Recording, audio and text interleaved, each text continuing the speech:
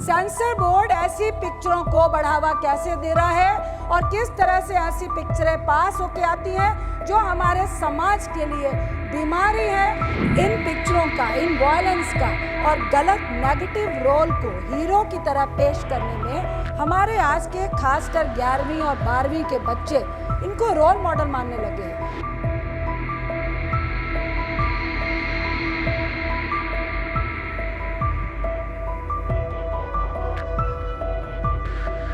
वो सरेआम हॉस्टल में, कॉलेज में, बिल्डिंग्स में बड़े बड़े हथियार लेकर मारता है। जो सिनेमा है वो समाज का आईना होता है।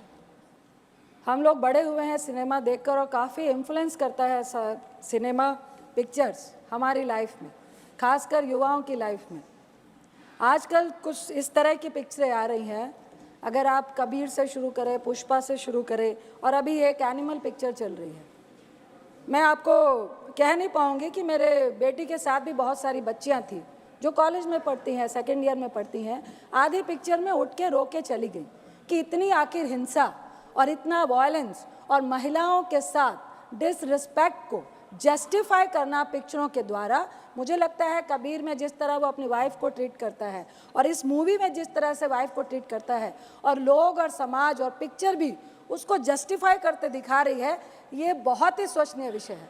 दूसरा, युवाओं पे सभापति जी बहुत सारे ऐसे एग्जाम्पल्स हैं कि इन पिक्चरों का, इन वायलेंस का और गलत नेगेटिव रोल को हीरो की तरह पेश करने में हमारे आज के खासकर 11वीं और 12वीं के बच्चे इनको रोल मॉडल मानने लगे हैं। कई इस तरह की हिंसा हमें समाज में देखने को मिल रही है जो एग्जाम्पल और जो उदाहरण वो पिक्चरों से लेकर आते हैं। तीसरा, उच्च कोटि का इतिहास है पंजाब का, हरि सिंह नलवा का। उसमें एक गाना है कि फड़ के गंडासी मारी अर्जन वैली ने।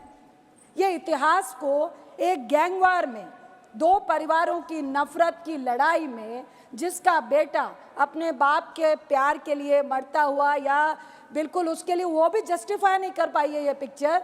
और उसमें वो सरेआम हॉस्टल में, कॉलेज में, बिल्डिंग्स में बड़े बड़े हथियार लेकर मारता है और कोई कानून, कोई लॉ एंड ऑर्डर, उसको कोई सजा नहीं जाता है। ये भी हम पिक्चर में जस्टिफाई कर रहे हैं।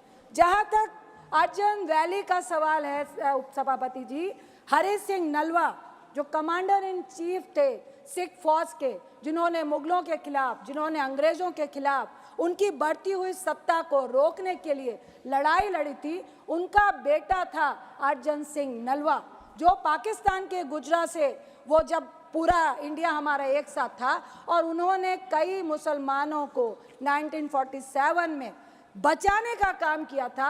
इस उच्च कोटि के इतिहास को आप एक गैंगवार में, आप उस गाने को बैकग्राउंड में दिखा के जो हमारी धार्मिक आस्था को भी बहुत ज़्यादा दर्द महसूस करवाता है।